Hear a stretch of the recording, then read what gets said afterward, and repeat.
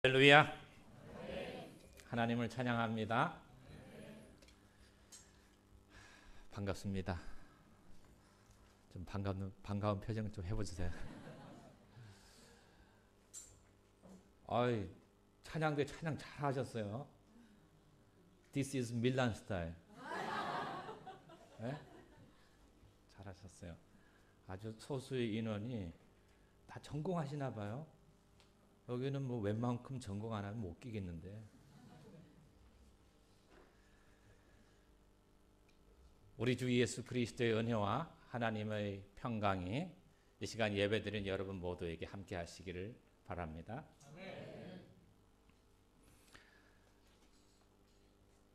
우리 사람이 살아가는데 가장 중요한 게 뭘까요? 내가 정말 내 자신을 잘 세우는 입신을 하고 수양을 하는 수신을 하고 내가 정립하는 거, 나를 잘 관리해서 잘 정립하는 게 필요하죠. 내가 훌륭한 사람이 되는 거 필요하지만 내가 아무리 훌륭해도 내 옆에 있는 사람이 그 사람과의 관계가 좋지 않으면 힘들어져. 그래서 저는 제가 개인적으로 살아갈 때 내 자신이 인격을 제고하고 높이고 내가 잘 되게 하는, 나를 업시키는 거, 그거보다 더 중요한 거는 사람과 사람 사이의 관계, 인간 관계가 더 중요하다고 생각을 해요. 저뿐만 아니라 우리가 나보다도 더 중요한 거는 나와 같이 사는 사람들과의 관계가 더 중요하다는 거예요. 어떤 사람 때문에 내가 마음 아파하고 상처받고 힘들어하고 불안해하고 염려하고 인간관계가 중요하다는 것이죠. 정말 우리가 세상을 살아가는데 이 세상 삶뿐만 아니라 또 계속되는 삶을 다 염원하고 있기 때문에 우리의 소망이 모든 사람들에게 물어보면은 어떤 사람들은 내가 태어나는 날은 생일이 있지만 언제 갈지는 모르잖아요. 주민등록을 보면은 생년월일이 나와 있지만 내가 죽을 날을 지금 알고 계신 분 아무도 없거든요. 빨리 왔다고 빨리 가는 거 아니고 늦게 왔다고 늦게 가는 거 아니에요. 빨리 온 사람이 늦게 갈 수도 있고 늦게 온 사람이 빨리 갈 수 있는 그게 인생이에요. 그러니까 우리가 사람이 살아갈 때 늘 생각하는 게 어떻게 하면은 난 영원한 삶을 살 수 있을까? 이 세상뿐만 아니라 저 세상에서도 나는 생명을 유지하고 살 수 있을까? 그 생각하면서 사는 거죠. 영생에 대한 소망은 우리 모두에게 있단 말이죠. 어떤 율법사가, 그 율법 교사가 유대인이에요. 유대인 가운데 성경을 잘 알고 성경을 가르치는 사람이에요. 당시에 예수님 당시는 율법 교사하면은 성경에서 핵심이 율법서와 예언이거든요. 율법과 예언. 그 율법을 가르치는 사람이에요. 요즘 하면은 이제 저처럼 신학교 교수 정도 되는 거예요. 신학 교수가 예수님께 물어보는 거예요. 선생님을 부르는 거예요. 예수님을. 그동안 이제 소문을 들어서 알고 있으니까. 사람이 어찌하여야 영생을 얻겠습니까? 어떻게 하면 영생을 얻겠습니까? 첫 번째 질문을 하는 거예요. 예수님께서 대답하시기를 바로 그 질문에 대해서 답변을 하시지 않고 되물어요. 그럼 너는 어떻게 성경에서 어떻게 읽었느냐? 성경을 가르치는 사람이니까. 다시 이 사람이 대답을 합니다. 율법 교사가. 성경을 읽어보니까 주 너희 하나님을 사랑하되 마음을 다하고 목숨을 다하고 힘을 다하고 뜻을 다하여 주 너희 하나님을 사랑하고 또 내 이웃을 내 몸과 같이 사랑하라고 하였나이다. 이렇게 얘기를 했어요.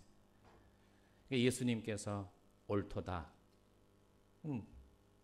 대답을 하시는 거예요. 옳도다. 맞아. 이를 행하라. 그러면 살리라. 영원히 산다는 거예요. 그러니까 율법 교사가 지금 예수님한테 영생을 얻는 방법을 물어봤는데 알고 있는 거를 대답하게 하셨어요. 영생을 하면 어떻게 얻죠? 하나님 사랑하고 이웃을 사랑하며 영생을 한다는 거예요. 근데 하나님을 사랑할 때 주 너희 하나님을 뭐 최선 마음과 목숨과 뜻과 힘을 다해서 사랑하는 거고, 그리고 이웃을 사랑할 때 얼마만큼 사랑해야 되느냐? 내가 내 자신을 사랑하는 것처럼 너 자신과 같이 사랑하라. 그러면 산다는 거예요.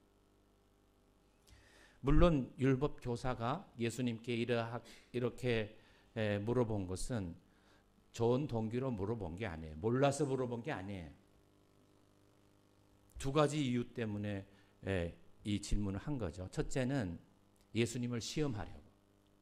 둘째는 자기를 옳게 보이려고. 유대인 가운데 서기관과 바리새인들, 율법을 가르치는 율법 교사들은 이 자기를 쇼업하는 데 귀재예요. 자기를 드러내는 거죠. 예수님께서 그런 사람들에게 화 있을진저 바리새인과 서기관들이여. 그 말 앞에 외식하는 서기관과 바리새인들이요. 외식해요. 자기를 데코레이션을 해서 자기의 본체를 가리는 거예요. 겉을 치장하는 거죠. 좋은 동기로 예수님께서 말씀하신 건 아니에요. 율법 교사가 예수님께 물어본 건 아니에요. 이 사람은 알고 있는 것을 예수님께서 이 사람이 율법 교사가 가지고 있는 이웃이라고 하는 의식이 잘못되어 있기 때문에 올바른 이웃 의식을 심어주기 위해서 예수님께서 말씀을 하는 거예요.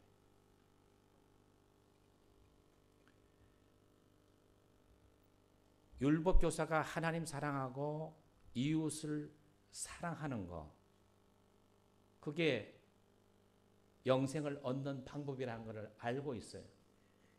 근데 예수님께서 대답을 하시면서 이 이웃 율법 교사가 두 번째 질문을 던질 때는 그러면 하나님 사랑하고 이웃 사랑하면 영생을 얻는데 그러면 내 이웃이 누구입니까? 이렇게 물어봐요. 그게 오늘 설교 제목이에요. 내 이웃이 누구입니까? 아마 이것은 율법 교사만이 던지는 질문이 아니에요. 여기 앉아있는 모든 사람들이 내 이웃이 누군가를 찾고 있기 때문에 이 질문은 비단 율법 교사 혼자만의 질문이 아니라 우리 모두의 질문이에요. 우리는 어떤 사람이 내 이웃이 되는 걸 원하죠? 누가 내 이웃이 되기를 원할까요? 내 이웃이 되기를 원하는 사람 찾아보면 나하고 스타일이 맞는 사람. 강남에 사는 사람은 강남 스타일을 원하고 밀란에 사는 사람은 밀란 스타일을 원하는 거예요. 배짱이 맞는 사람. 말이 통하고 생각이 통하고 스타일이 비슷한 사람을 찾는 거예요. 수준도 비슷하고 만나면 나를 칭찬해주고 기분 좋게 해주고 내가 근심이 될 때 나를 위로해주고 내가 보호막이 필요할 때 나를 보호해주고 위로해주고 격려해주고 잘못된 길로 갈 때 권면해주고 기도해주고 또 선물도 주고 아니 봉투도 주고 그냥 봉투 아니에요. 돈 봉투예요. 많이 주면은 다다익선이다. 더 좋아요. 그런 이웃을 우리는 찾고 있어요. 가만히 생각해 보세요. 어떤 사람은 내가 만나기 싫어하는 사람일까요? 만나자마자 그냥 짜증 부리는 사람. 자기 혼자 짜증을 부르면 되는데 불평하고 원망하고 나를 욕하는 사람. 너 때문에 그랬다는 거예요. 너 때문에. 그리고 나도 지금 생활비가 쪼들리는데 돈 빌려달라고 그러고 빌려가면 안 갚고 한번 빌려주면 또 빌려달라고 그러고 다른 사람한테도 가서 나를 해코지하고 그런 사람은 만나기 싫어요. 저도 그래요. 만나기 싫어요. 그래서 늘 우리는 내 이웃이 누구인가를 찾고 있어요.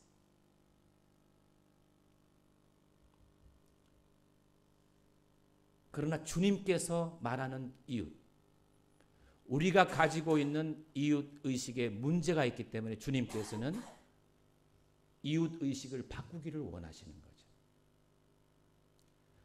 그러면 내 이웃이 누구입니까? 라고 하는 질문에 주님은 즉답을 피하시고 한 비유를 들려 말해주고 계세요.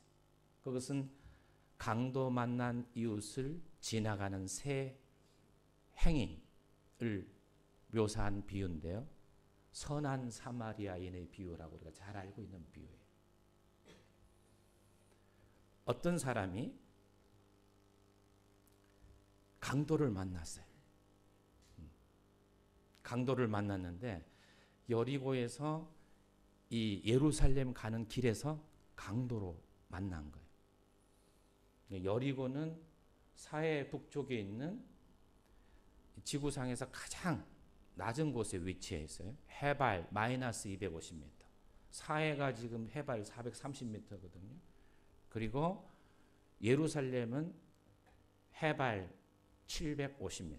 감난산은 830m. 그러니까 여리고와 이 예루살렘 사이에는 27km 정도 떨어져 있는데 표고차가 한 1km 이상 돼. 1.1km까지. 그 길을 이렇게 경사, 지금도 길이 가파라요. 그렇게 올라가다가 강도 만난 사람이, 거기서 어떤 사람이 강도를 만난 거예요. 이 강도 만난 사람의 세 사람이 행인이 지나갑니다. 첫 번째 사람, 우리가 잘 알고 있는 예루살렘에서 제사장 업무를 집전을 하고 내려오는 사람. 이 이스라엘은 대제사장이 있고 이 제사장들이 이제 24 제사장들이 돌아가면서 이렇게 주기적으로 순번제로 업무를 해요. 양 잡는 거 이렇게 제사를 대신 드리는데 거룩한 업무를 하고 하나님 사랑하는 거죠. 하나님을 사랑하는 제사장, 그것도 많이 사랑하는 사람. 자기의 일을 끝내고 지금 내려가는 길에 이 강도 만난 사람을 본 거예요. 근데 이 강도 만난 사람은 성경에 보니까 거반 죽은 것 자처럼 된 거예요. 그냥 자기가 가지고 있는 건 뺏겼을 뿐만 아니라 그냥 얻어맞아 가지고 죽은 사람처럼 된 거예요. 그런 사람을 보고 이 제사장의 태도는 아주 간단했어요. 여러분, 사랑을 베풀지 않으려면 굉장히 심플합니다. 어때요? 보고 피하여 지나가면 돼요. 그대로였어요. 강도 만난 자를 보고 지나여 피하고 지나갔고. 두 번째 사람은요, 레위인이에요. 레위인은 이 제사장이 제사를 드리는 업무를 도와주는 사람. 양도 잡고 뭐 찬양대도 성가대 찬양도 레위인이 하니까 그런 걸 하면서 또 성전 청소도 하고 이런 거룩한 업무를 하고 또 내려가는 길에 가는 길에 그 강도 만난 사람을 본 거예요. 그리고 태도는 똑같았어요. 보고 피하여 지나가고 간 거예요. 세 번째 행위는요, 예루살렘에서 여리고로 내려오는 길이 아니라 이제 여리고에서 예루살렘으로 비즈니스로 업무차 올라가는 길이었어요. 그 중간에 강도 만난 사람을 만난 거예요.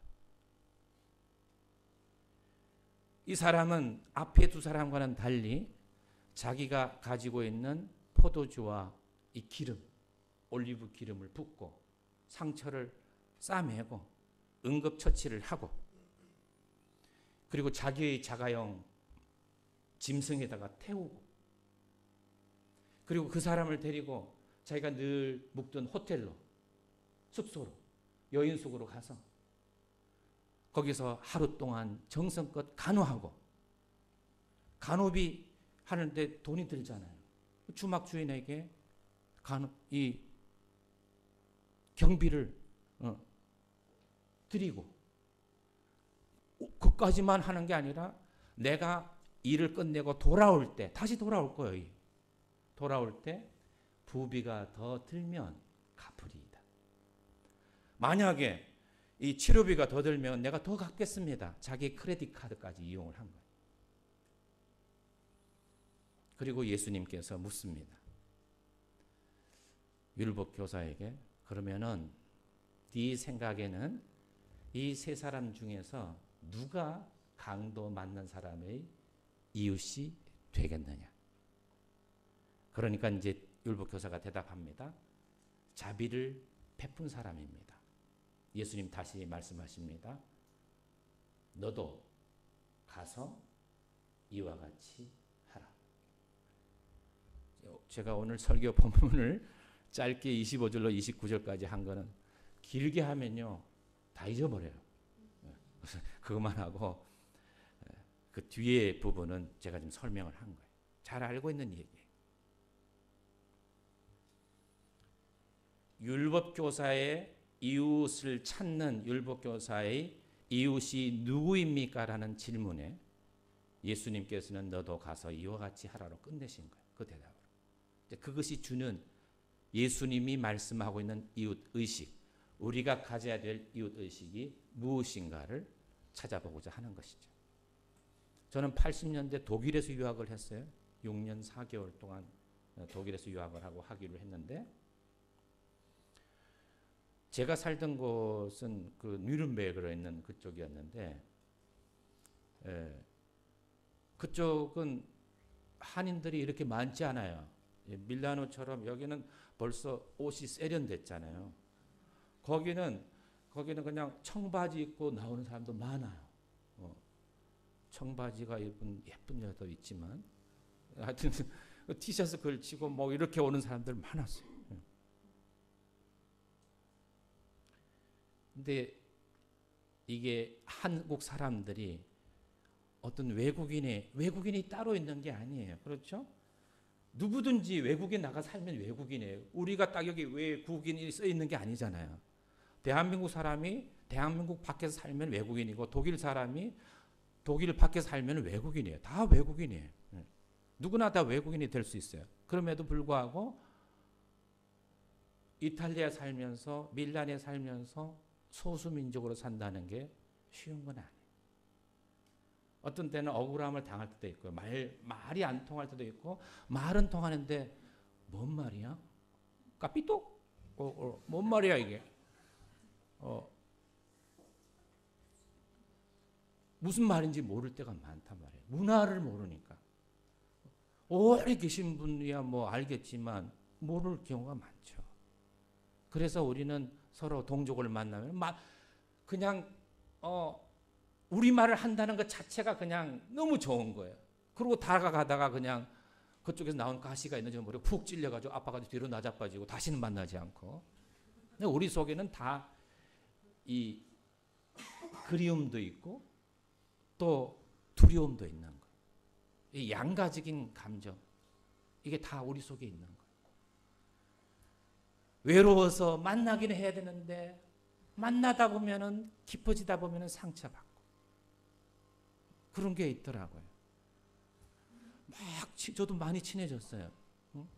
처음에 이제 공항에서부터 이 자리 잡으려면은 우리가 그냥 공항에 그냥 딱 떨어지는 게 아니잖아요. 한국에서부터 그냥 지인들 통해 가지고 야 거기 누구 아는 사람 없어? 그래가지고 주소 전화번호 다 따가지고 전화해가지고 이메일 넣고 이래가지고 뭐 좀 억지로 부려가지고 나와주세요. 그리고 뭐 그러면은 자기도 옛날에 어렸으니까 뭐 거절하기가 마땅치 않잖아요. 그러다 보면은 정착할 때 독일 같은 경우에는 공항에서 나와서 픽업을 하고 또 짐 들어주고 또 일단 숙소 잡아줘야 되잖아요. 그리고 또 주민등록하는데 해줘야 되고 건강검진하는데 가줘야 되고 또 방 얻는데 따라다녀야 되고 한 일주일 좀 도와주거든요. 근데 나중에 보면은 처음에 도와준 사람하고 제일 사이가 안 좋아요. 도와준 사람은 도와줬다고 생각하고 도움을 받은 사람은 그건 뭐 다 같은 건데 도움 받은 사람은 당연하다고 생각하는 거예요. 도움 받으면. 그러다가 이제 이게 균형이 안 맞으면 이렇게 멀어지는 거예요.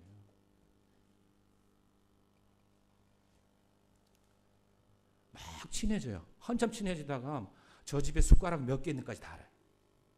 저 집은 TV가 삼성인데 이 집은 소니다. 그러면 거기서 또 애국심도 나오고요. 저 집은 어디서 장학금이 오고 뭐 어디서 돈이 오고 돈이 오는 날짜까지 알아요. 그리고 이제 얼마 온다는 것까지 알아요. 아, 저 사람은 무슨 돈이 있어서 저렇게 돈이 많이 오지? 나는 알바해서 뭐 힘든데 그거를 저 사람은 그건 나의 알바 아니요. 이러고 생각하고 있고. 그럼 상처 받는 거야.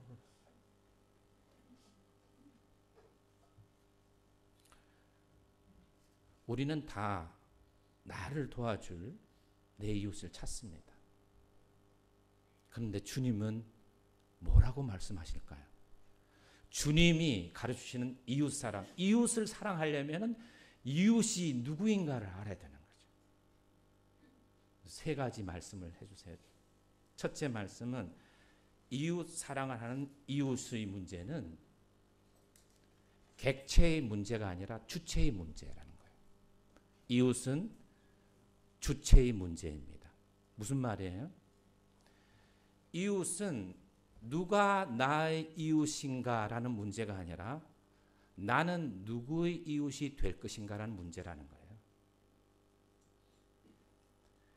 이웃이 누구인가를 묻는 사람은 벌써 사람을 나누는 거예요.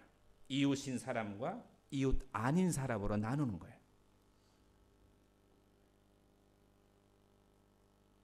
유대인들은 이웃을 누구로 생각했냐면 동족이에요. 하나님으로부터 택함 받은 선민이 이웃이에요.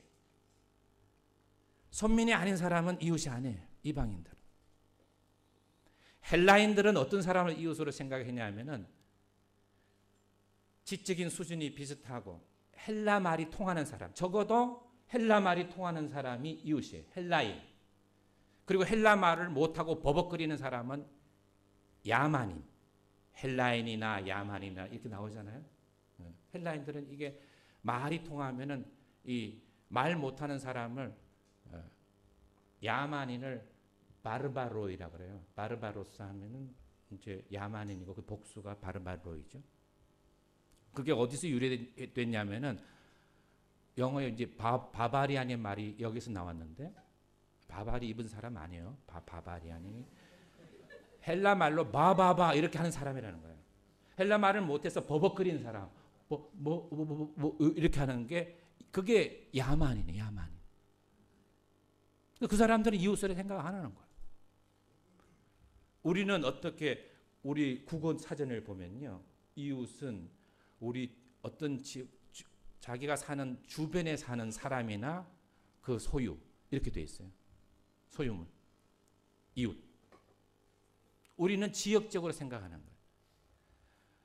유대인이든 헬라인이든 다른 사람, 지역적으로 생각하는 사람들 공통점이 뭐예요? 이웃의식이 배타적인 이웃의식을 가지고 있는 거예요. 사람을 이웃인 사람과 이웃 아닌 사람으로 나누는 거예요. 그래서 이웃인 사람을 내가 만나고 내 친구로 삼고 싶고 늘 그 사람을 looking for, 이렇게 look for 하는 거죠. 찾는 거예요.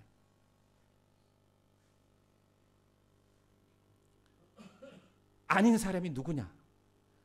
긴 사람이 누구냐? 이거 찾는 거예요. 예수님의 형제 사랑은요. 하나님 사랑하는 사람은 형제를 형제 자매를 사랑해야 되고 형제 자매의 사랑은 무제한이라는 거예요. 사람을 사랑하는데 경계가 없다는 거예요. 사랑해야 될 사람과 사랑하지 않을 사람 이렇게 나누는 게 아니라는 거예요. 예수님의 이웃 사랑의 특징은 당시에도 이웃 사랑이 있었는데 예수님 사랑과 가르침이 예수님의 독특성이 뭐냐 하면은 예수님의 이웃 사랑은 경계가 없어요. No limit. 원수까지도 사랑하는 거예요. 마태복음 5장 43절로 47절에 보면은 예수님이 너희는 이렇게 들었으나 이웃을 사랑하고 원수를 미워하라는 거고 들었으나 나는 너에게 이르노니 네 원수를 사랑하라는 거예요. 형제가 오른팔을 때리면은 왼팔도 떨어대고 속옷을 겉옷을 달라면 속옷까지도 주고 오리를 가져가 그러면 심리까지 가주라는 거예요. 예수님의 이웃 사랑의 특징은 원수까지도, 원수는 모든 사람에 들어가는.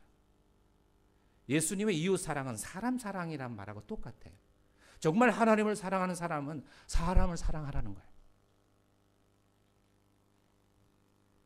그렇기 때문에 이웃 사랑에서 우리가 가져야 될 첫 번째 이웃 의식의 교훈은, 이웃이, 내 이웃이 누구인가? 이웃은 객체의 문제가 아니라, 오브젝트의 문제가 아니라, 내 모든 사람이 나의 이웃이 될 수 있기 때문에 내가 다른 사람의 이웃인가라고 하는 주체의 문제예요. 그래서 예수님께서 되물어보시다. 너는 누구의 이웃이 되겠는가? 그게 너희 이 세 사람 중에 누가 강도 만난 자의 이웃이라고 생각하느냐 묻는 거예요. 내 이웃을 찾는 나에게 너는 누구의 이웃이 되겠느냐라고 묻고 있는 거예요. 두 번째 이웃에 대한 의식의 특징은요. 그러면 이웃이 누구인가를 물을 때 이웃을, 대상을 정의할 수 없지만 이웃을 굳이 정의한다면 누가 이웃이냐는 거죠. 그때 예수님은 율법교사에게 물었을 때 율법교사가 자비를 베푼 사람입니다. 이렇게 얘기를 해요. 자비를 베푼 사람. 이웃을 굳이 정의하자면 지역적으로, 동족 개념으로, 지식 개념으로, 우리의 생활 수준 개념으로 구분하는 게 아니라, 이웃이 굳이 구분한다면은 자비를 베푼 사람은 이웃이고, 이웃은 주어의 문제니까, 주체의 문제니까, 자비를 베푼 사람은 이웃이고 자비를 안 베푼 사람은 이웃이 아닌 거예요. 자비라는 게 뭐예요? 자비라는 게? 자비는 행해진 사랑을 자비라고 그래요. 행해지지 않는 사랑은 자비가 아니에요. 여러분, I love you라고 말하기는 쉬워요. 그러나 사랑을 실천하는 것은 그때부터는 어려워져요. 왜? 거기에는 수고가 따르고 희생이 따르기 때문이죠. 나는 세상을 사랑합니다. 사람을 사랑합니다. 하나님 사랑으로 여러분 사랑합니다. 말하기는 쉬워요. 그러나 여러분 중에 한 사람을 사랑할 때는 그건 비용이 따라요. 수고가 따라요. 그건 간단한 문제가 아니에요. 실천되는 사랑, 자비를 베푼 사람. 이웃이라고 하는 것은 정말로 자비를 베푼 사람이에요. 내 믿음 속에 있는 게 아니고. 세 번째 이웃에 대한 교훈은요. 이웃은 정의의 문제뿐만 아니라 실천의 문제예요. 이웃은 탈이론화예요. 신앙은 믿는 것, 신앙의 탈이론화. 이웃 사랑을 실천하는 것. 너도 가서 이와 같이 하라고 하는 것. 이웃 사랑에는 이 실천이 따라야 된다고 하는 거죠. 우리 개신교의 특징이 여기 이태리에 있으면은 주변에 이태리 문화 자체가 캐서릭 문화잖아요. 그 가운데서 여러분이 이제 신앙생활을 할 때 개신교인으로서 신앙생활을 하게 되는데, 캐서릭과 개신교의 차이가 뭐죠?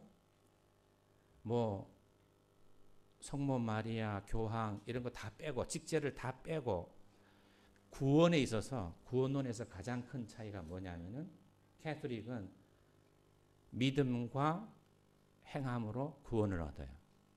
시네르기즘이죠. 그러니까 신인 협력설이라고 해요.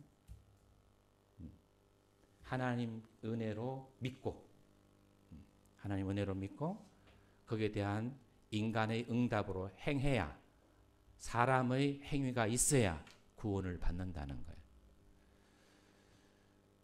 여러분, 이 한마음교회도 전도폭발을 하더라고요.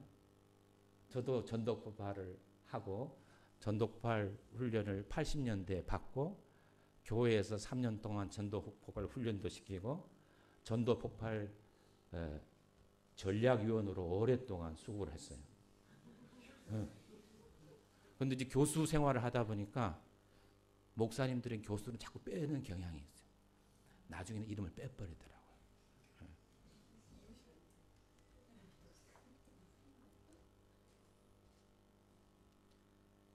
근데 전도 폭발을 해서 한참 한 3년 동안 제가 전도만 한 적이 있어요. 밥 먹고 나가서 한 8시간 동안 전도하고 또 들어오고 한 3년 했는데 한 400명 전도했어요. 그 중에 한 280명 정도 결신하고 나머지 사람들에게 다 복음을 전하는 거예요. 복음 제시하고 다 하는 거예요. 여러분이 이 전도 폭발에 대한 제 간증을 들으면은 오늘 집에 못 가십니다. 맨날 며칠을 못 가십니다.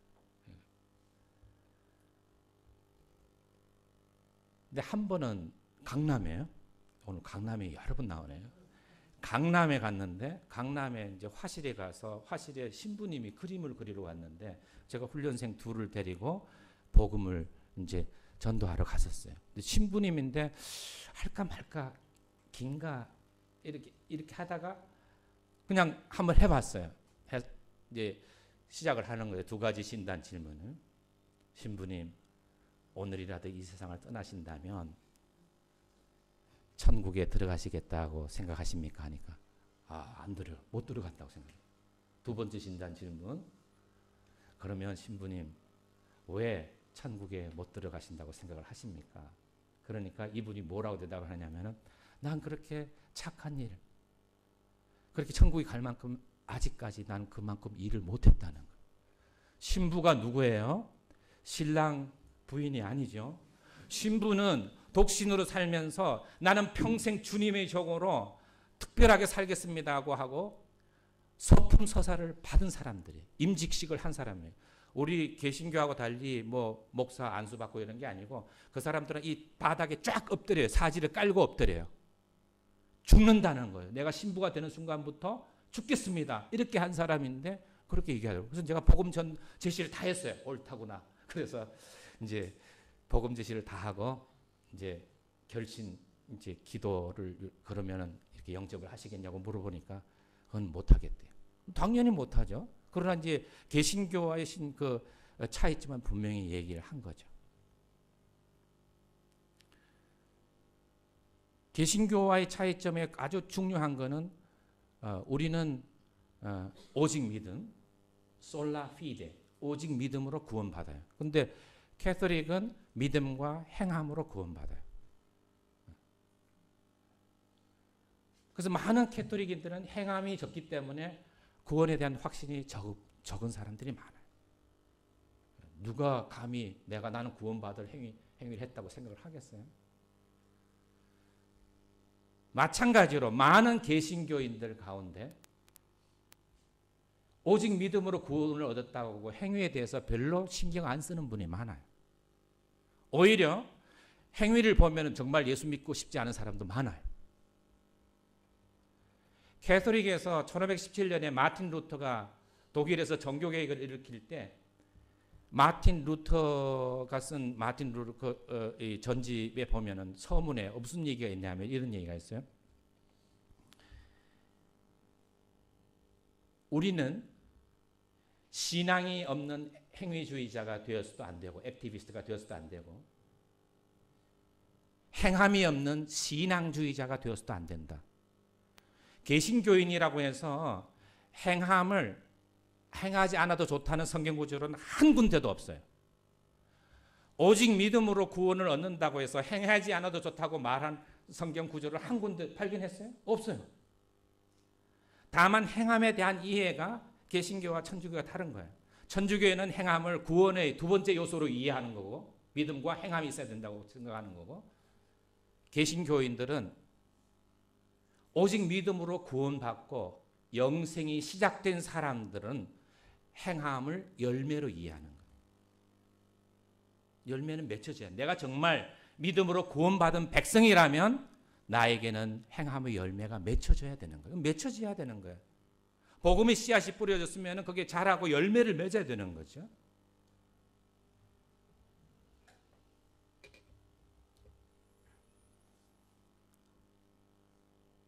제가 지금까지 한 말씀을 요약하면 예수님께서 이웃이 누구입니까? 라고 묻는 율법 교사에게 세 가지 교훈을 주고 있는 거죠. 이웃은 너의 문제가 아니라 나의 문제라고 하는 것. 이웃은 누구나 다 이웃이 될 수 있어요. 그러니까 이웃이 누군가를 찾지 말고 너는 누구의 이웃이 되겠는가? 그걸 찾으라는 거예요. 나는 다른 사람의 이웃인가? 두 번째, 이웃은 자비를 베푼 사람이라고 하는 거. 자비를 베풀지 않고 이웃이라고 생각하지 말라는 거. 세 번째, 이웃은 이론의 문제가 아니라 실천의 문제라고 하는 거. 너도 가서 행하라. 그리하면 살리라. 사실은요, 이웃이라고 하는 것은 이웃이라고 하는 것, 나 외에 모든 사람이 이웃이에요. 그런데 주님의 말씀에 의하면 이웃은 주님이세요. 내가 이웃이 돼야 되지만 이웃은 주님이라고 해요. 마태복음 25장에 보면은 세 가지 종말 심판 비유가 나와 있어요. 우리가 잘 아는 비유예요. 첫 번째 비유는 열처녀 비유. 두 번째 비유는 달란트 비유. 5달란트, 5달란트, 2달란트, 1달란트 받은 비유. 세 번째 비유는 양과 염소 비유예요. 이 양과 염소 비유는 인자가 예수님께서 천사와 함께 재림하실 때에 이제 나누는 거예요. 사람들을. 그래서 오른편에서 영생을 얻을 자와 또 영벌을 받을 자들을 이제 나누는 거예요. 오른편에 복 받은 사람들에게 예수님께서 이렇게 말을 합니다. 내가 줄일 때에 너희가 먹을 것을 주었다. 목마를 때 마시게 하였다. 나그네 되었을 때 영접하였고 헐벗을 때 옷을 가져 주었고 병들었을 때 돌보았고 옥에 갇혔을 때 와서 보았느니라. 이 사람이 얘기하는 거예요. 주여, 제가 어느 때 그렇게 했습니까? 예수님 대답합니다. 너는 그렇게 의식이 없지만 내 형제 중에서 지극히 작은 자에게 한 것이 곧 내게 한 것이라. 주님은 지극히 작은 자와 자신을 동일시한 거예요. 작은 사람, 소외당하고 왕따 당하는 사람, 어려운 사람, 불쌍한 사람은 더 이상 불쌍한 사람이 아니라 그 사람을 돌보시는 주님이 거기에 들어있다는 거죠. 거기 계신다는 거예요. 저주받을 왼편에 있는 자들에게 이렇게 얘기합니다. 그 사람들이 얘기하는 거죠. 내가 줄일 때 너희가 먹을 것을 주지 아니하였고 목마를 때 마시게 하지 아니하였고 나의 나그네 되었을 때 영접하지 아니하였고 헐벗을 때 옷 입히지 아니하였고 병들었을 때와 옥에 갇혔을 때 공양하지 아니하였다. 그러니까 언제 어느 때 제가 그랬습니까? 반문을 해요. 예수님께서 말합니다. 이 지극히 작은 자 하나에게 하지 아니한 것이 곧 내게 하지 아니한 것이니라. 지극히 작은 자. 그 사람은 주님이에요. 여러분, 이웃사랑, 영생을 얻는데 직결되어 있어요. 이웃사랑. 영생을 어떻게 하면 영생을 얻겠습니까? 하나님을 사랑하고 이웃을 내 자신처럼, 아니 주님처럼 사랑해야 된다고 하는 것이죠. 그럴 때 한마음 교회가 교회다워지고 교회에 있는 모든 성도들이 편안하고 주님이 원하시는 삶을 살 수 있고 영생을 누리는 삶을 살 수 있어요. 모든 교회는 다양한 교회가 많아요. 전 세계 수많은 교회들이 많아요. 근데 그 교회를 대별해 보면 두 가지. 하나는 need based 그룹이 있고 다른 하나는 spirit shared 그룹이 있어요. need based 그룹이라고 하는 건 자기 필요에 따라 자기 욕구에 따라서 교회 와서 만족을 하는 거예요. 다양한 욕구가 있을 수 있어요. 평안을 얻기를 원하는 사람, 병 고침을 원하는 사람, 축복을 받기를 원하는 사람, 자녀가 달래기를 원하는 사람, 외로움을 달래기를 원하는 사람, 여러 요소가 있을 수 있어요. 그건 동기가 될 수 있지만 교회가 교회다워지려면 그 이상이어야 돼요. 교회가 교회다워지려면 주 예수 그리스도의 은혜의 복음과 하나님 나라의 구현을 위해서 복음적인 신앙으로 주님 주시는 비전으로 그 비전이 그 스피릿이 그 정신이 공유되는 스피릿 쉐어드 커뮤니티가 되지 아니하면 교회가 교회다워지지 않아요. 그러려면 여러분이 하나님을 사랑한다고 고백하는 것처럼 오늘 주님께서 말씀해 주시는 이웃 사랑을 나눌 수 있기를 바랍니다. 이것이 주님이 주시는 오늘의 말씀입니다. 기도드리겠습니다.